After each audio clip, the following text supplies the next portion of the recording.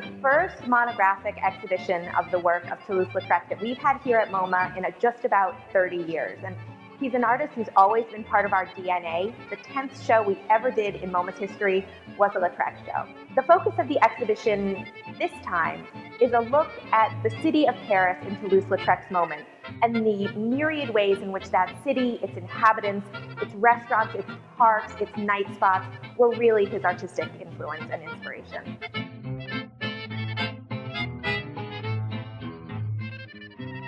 To make it more accessible, we've broken it down into 5 kind of thematic sections. The first one deals with the café concert. The café concert was a relatively new variety of night spot in Paris at this moment. It was kind of an extension of your living room. You could go, you could meet people, you could drink, you could smoke, you could talk, but there was also musical entertainment, so live stage performances, and there was a tremendous explosion of nightlife culture in this moment. The show also focuses on performers on stage. He loved the comic opera, the circus, to see dance, to see theater, all of these things. So there's a phenomenal poster in the show for a nightclub called the Divan Japonais. The image is in fact of one of his great friends and a performer he adored, Jean Avril, sitting at the bar. It's a bit of an inside joke because you wouldn't know it was her unless you were familiar with that milieu of people. And there's an additional level because performing on stage is Yvette Gilbert. And in Lautrec's depictions of her, Yvette Gilbert is always signaled by these long black gloves.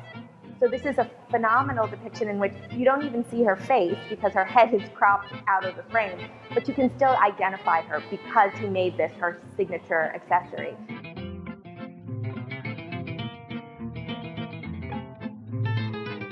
There's a section devoted specifically to Lautrec's depictions of women, which, to be honest, make up, I would say, about 90% of his oeuvre.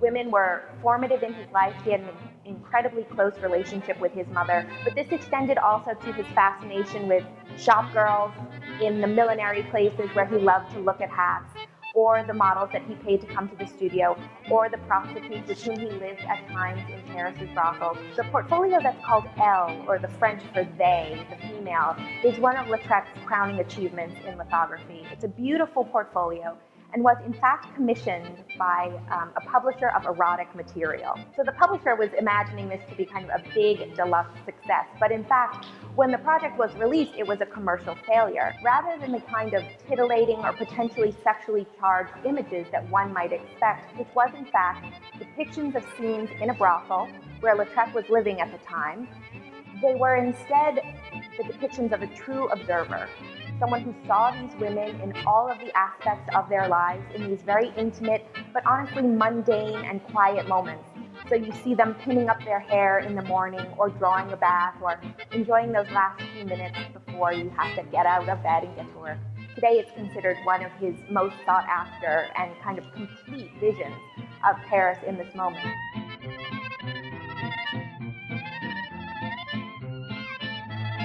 Lautrec was really fascinating. He came from a tremendously aristocratic background. He had 3 separate lines of French aristocracy in his blood.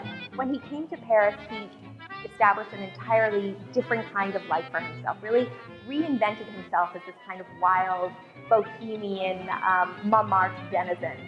And I think as a result, he had experience with people from all walks of life. And in his practice, you see what he really is an observer, all depicted with a very kind of dim-lit eye. There's not really a gloss. He was really an observer of that moment.